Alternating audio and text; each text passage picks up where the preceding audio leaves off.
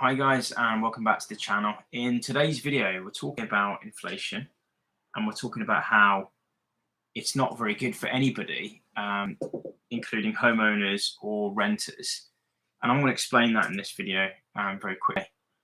Essentially, inflation is when prices rise across the board, and typically businesses raise costs before employees are able to have wage increases. So there's going to be a gap in cost of living, i.e. employees are going to be spending more before they earn more, and typically wages lag the price increases. And this is the same that's true for if you're a homeowner, your mortgage costs are likely to go up before your wages go up. If you're a renter, your rents are likely to go up before your wages go up. They've seen in the US that inflation currently at the time of recording of this video is 7%, whereas wage increases only went up 3 or 4%. In the UK, inflation hit 5.4%, which is the highest for 20, 30 years. It's expected to hit 7%, which would be the highest since 1992, which was coincidentally the year before that interest rates hit 15%. If you had a tracker mortgage then, or if you were floating as a homeowner, there was a chance you would be paying 20% on your mortgage. I'll say that again, 20%.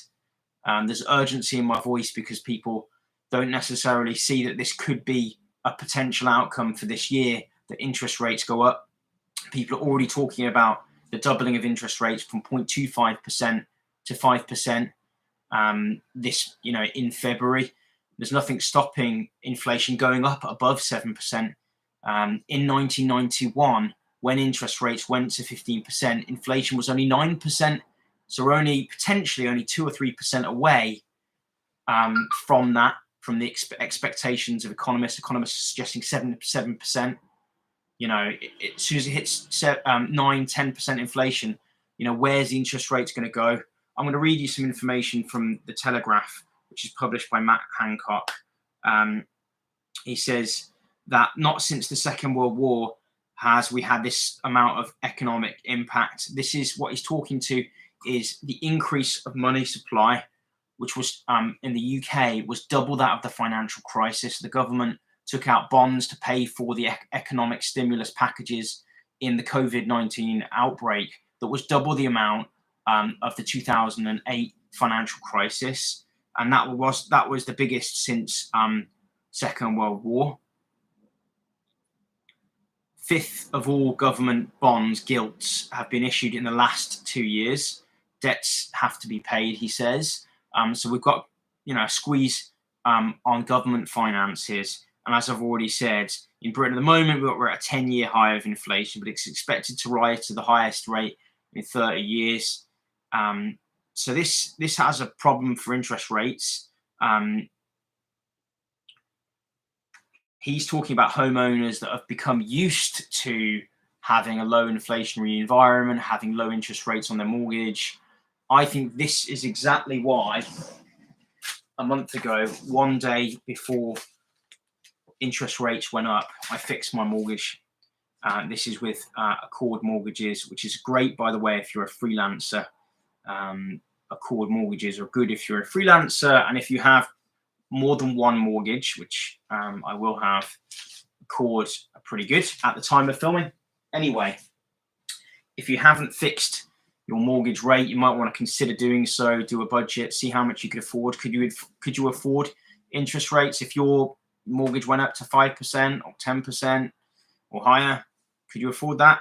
If not, you might want to consider your options. Speak to a mortgage broker, your mortgage advisor, your financial advisor. Now would be the time. If you're a renter, what do? It might constrict your ability to save if your standard of living is crushed by inflation, i.e. costs going up outside and your income remaining the same. I would look at ways to increase income. I'd be thinking about, can you move further out, to reduce your cost of rent? Can you share with more people? For example, if you're renting a one bed, could you share with friends? Could you split that one bed into and have another bedroom? Could you get a side job or consider freelancing? Is there any way you could negotiate a raise at your job? Could you consider investing in other asset classes rather than having just money in the bank? Because I've got a whole series about inflation beating assets. There will be some asset classes and some investments that do better than having your money in the bank. If you have your money in the bank and you're looking to save to buy a property, it's going to get whittled away, that money. So this was just 5 minutes. So the problem, we've got rising inflation, which is going to lead to rising interest rates. That's going to put a squeeze on homeowners and renters. And my suggested solutions for homeowners is consider your mortgage. If you've only bought recently, and when I say recently, the last 10 years, if you've got a big mortgage in comparison to how much you earn, then it's even more important to consider what you're doing with your mortgage, and more important to discuss these things with your family and your significant other potentially, and your financial advisor and your mortgage broker. Is now the time to fix. I've done it. I've done it with 4 mortgages. My personal mortgage with my partner, which is that one over there, in this house, which I bought with a friend, and 2 buy-to-let mortgages. So I've fixed 4 mortgages for 5 years at a rate of around 2%. That's what I've done. I'm not a financial advisor, so I don't know your circumstances, but I would suggest having a look at your finances, having a look at how much you could afford to spend. There are mortgage calculators online, and you could forecast and put in, how much would it be if your interest rate doubled, tripled, quadrupled, quintupled?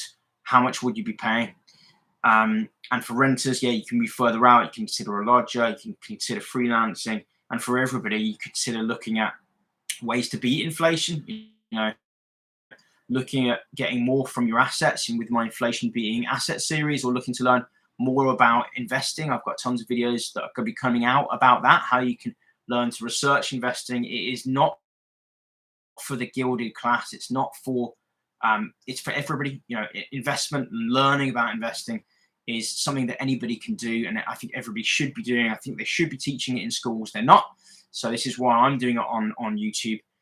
You can do advanced investing like this book over here on options. I'm not suggesting you do that. You can start simple, and you can start with just learning the basics about investing and investment research. You don't need to be a genius to do well with investing. Had you invested in Disney 30 years ago, £1,000, it'd be worth in the region of hundreds and hundreds of thousands. So you don't need to be rich to start investing. Anybody can do it, homeowners or otherwise. I'm going to stop this live stream here. At the moment, nobody's watching, but maybe in the future, people can see what I thought about inflation on the date of 19th of January. I've been predicting high inflation since March 2020, when I shorted the markets and short term. I wanted to learn about how I could do other more advanced things. I haven't yet done that with interest rate swaps and shorting bonds and things. But anyway, 8-minute video on my thoughts. If you found it useful, consider liking the video, consider subscribing. Check out my other playlists. I've got tons of playlists, including a inflation beating investing and inflation beating assets playlist, if I can even get the words out, and some videos about freelancing and how you can get a side income. And I'm open to questions, queries, any comments, as well as any videos you would like me to make. Let me know in the comment section below. Hope you enjoyed this video, and let's keep in touch over YouTube. Take care.